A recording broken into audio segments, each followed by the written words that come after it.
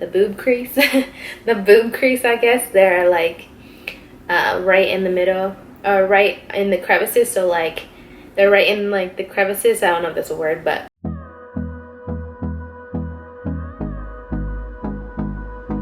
hey guys, welcome back to my channel. So today is a big day because it's been 7 months since I got my breast augmentation. So I wanted to do a 6-month update, but I lost my camera in Boston. I went up there for a wedding and I left it there like an idiot, and I just got it back, so it's actually been like a month.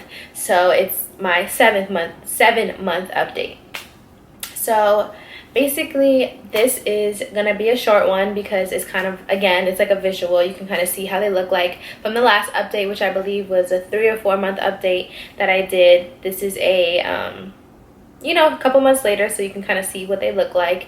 I think they look beautiful. The doctor told me that at about 6 months they're gonna start looking like they're gonna look, you know, in the future. Like from 1 to 6 months they're dropping and they're healing, so they're not gonna look, they're gonna look kind of hard. They're gonna look like very round up here. They're not gonna look like real boobs. They're gonna look like fake boobs. So from 6 months to a year, they're supposed to start looking exactly like they're gonna look for years to come.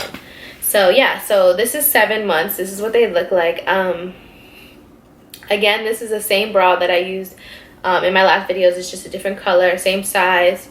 The size is, I believe, a medium. This is what they look like from the front. And again, this bra is very small. I wouldn't wear this bra like to the beach because they're kind of like hanging at the bottoms and the sides. So I wouldn't wear this bra to the beach. I would get a bigger size. But this is just to show you guys what they look like with the least amount of clothes that I can wear, I guess. Like, I want to show you guys, but I don't want to, obviously can't be naked, so yeah. So this is what they look like on the side.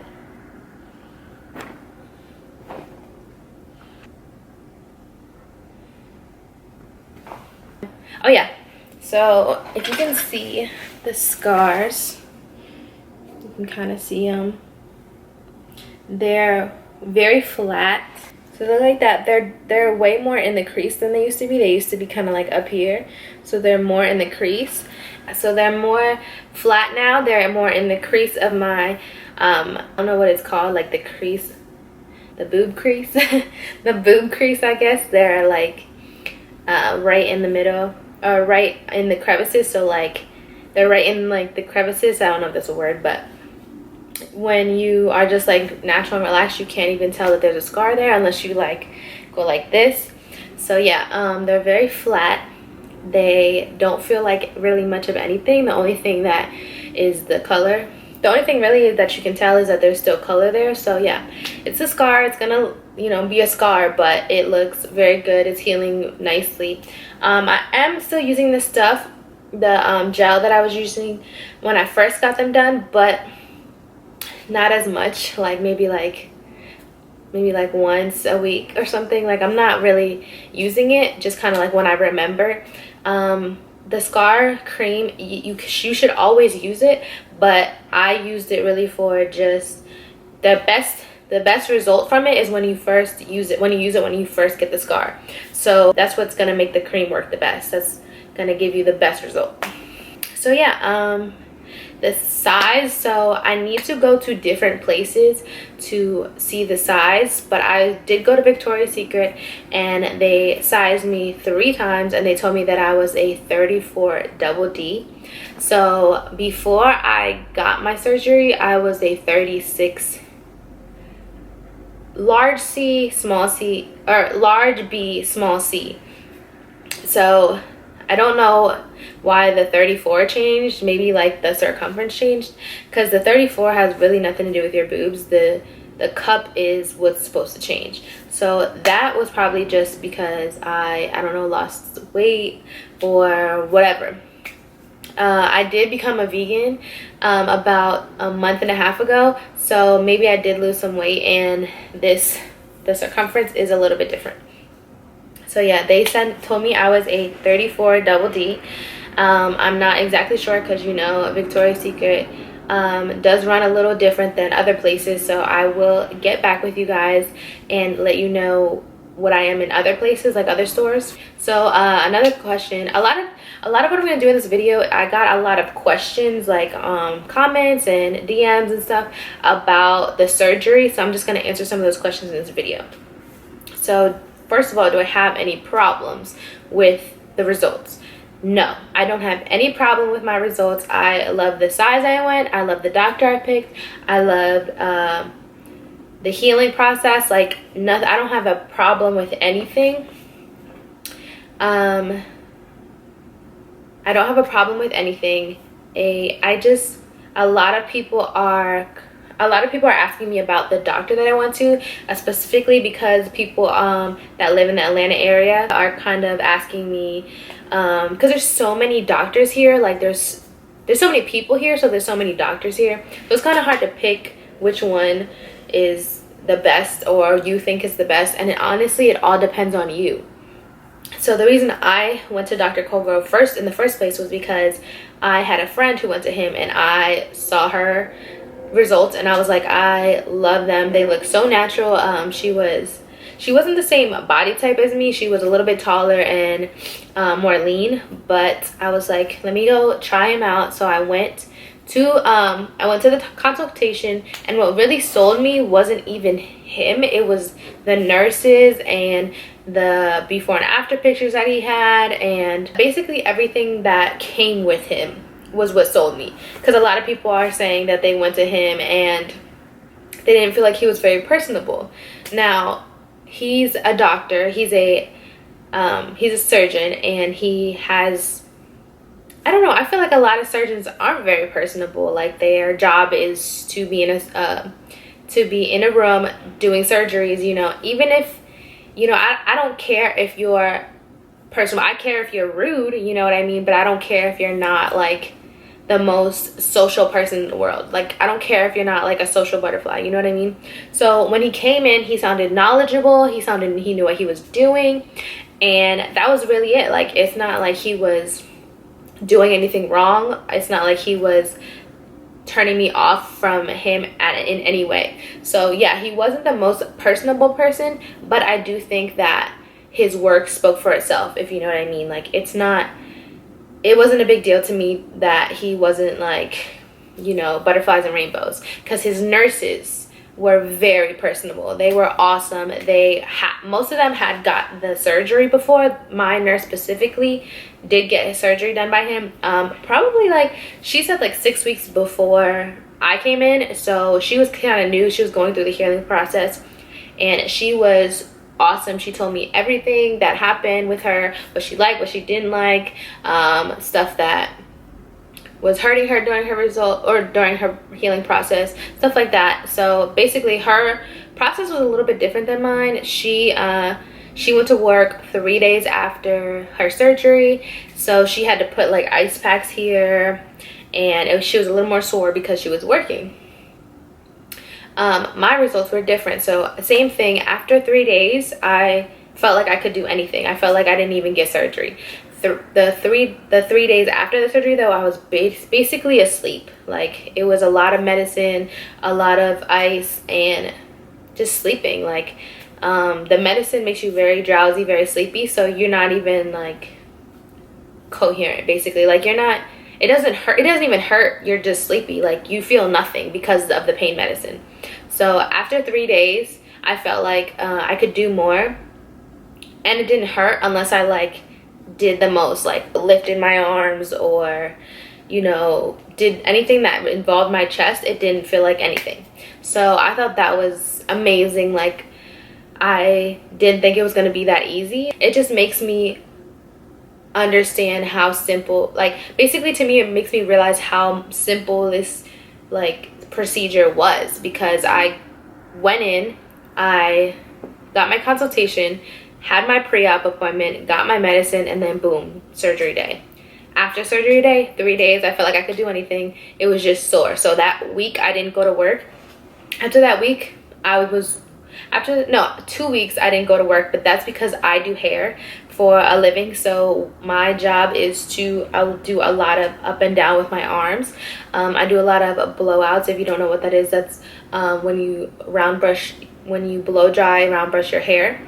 So it's a lot of pulling up and out, so I couldn't really do that. Yeah. I got a lot of questions about the anesthesia as well. A lot of people are scared of anesthesia. They're scared that they're going to be allergic to it, that it's not going to work, that a whole bunch of things could come with getting anesthesia for the first time. So my experience, number one, I'm allergic to everything. Like, I don't use anything on my face that I haven't, like, I don't use anything on my face that I wouldn't put on my body as far as like cleansing. Like, I wash my face with soap and water. I don't use a cleanser. I don't use toner. I don't use any of that. I just use soap and water, and then I put lotion on it. The lotion that I put on my body, I put on my face, because I don't like putting anything on my face, because my face breaks out so easily. As soon as I go outside, I'm itching, I'm sneezing, like I have bad allergies. So I'm allergic to a lot of stuff. So that kind of freaked me out too, because I heard a lot of people were allergic to anesthesia. My boyfriend's one friend that said that he woke up during a surgery because he didn't get enough anesthesia. Like, I was just freaking out. But the person that did my who put that needle in me and put the I don't know what they're called, the anesthesia person that worked there, she was a woman. She was amazing. She could tell I was kind of like nervous about that part, and she explained everything that she was doing. So before she even put anything in, she was like, this is what this does. I'm putting this here. This is tape. I'm taping it so it doesn't move. And she was just telling me everything that she was doing. And she was like, you have nothing to worry about. So I'm laying down. She puts it in, and the fact that she's talking to me makes me feel really good. So 10 seconds later, I'm out. Like, out. Don't remember anything. I wake up and I am shaking from the anesthesia. I'm not cold. It's kind of like shivering, but I wasn't cold, so I was shaking from the anesthesia, but I wasn't like nothing was wrong with me. I was just shaking and I couldn't control it. So, but more than that, when I woke up, I was kind of like, I want to see them. I want to, first of all, I was like, where am I? Because I didn't feel like I had just woke up. I didn't feel like it was like a blink or anything. I felt like I had taken a nap, and I woke up from like a really deep sleep nap. And then I woke up and I was like, whoa, where am I?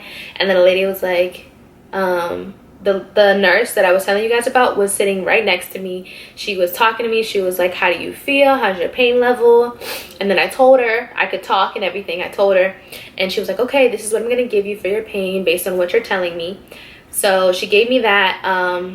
Probably like 2 seconds later, she was like, I'm going to go get your boyfriend, because he was there waiting on me. So he came in, they both helped me into the wheelchair. I was still shaking a little bit. I could tell the shaking was kind of like going down though. It was worse when I had first woke up. So then I'm still shaking. I'm